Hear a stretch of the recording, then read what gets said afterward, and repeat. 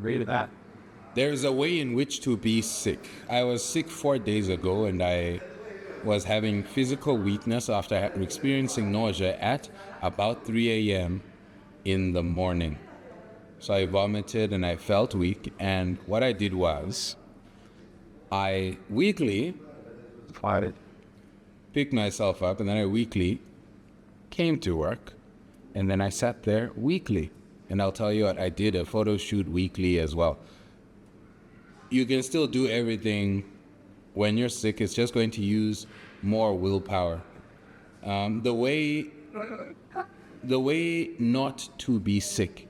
The way not to be sick is, unless you literally cannot move at all, the way not to be sick is actually to succumb to it. You have to be as positive as you can over the state. Now, this is within reason. Do not, with a broken leg, walk on it to work. However, when you do have that flu, that fever, understand that there is a health benefit to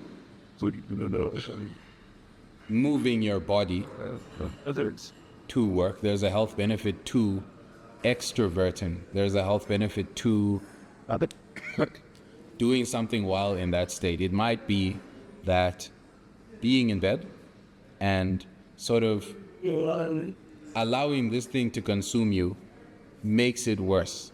Everything is a spiral, yeah? A downward spiral or an upward spiral. Something is going up or it's going down, but it's never stagnant.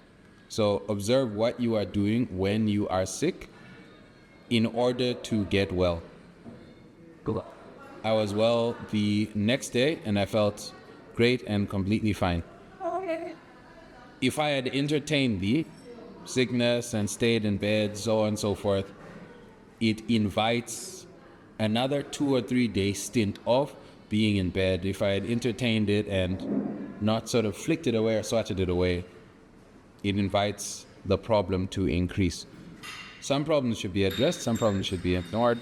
Observe what your sickness is, and hopefully you could just go to work, act like nothing happened, and you will find eventually that nothing will have happened. Thought this?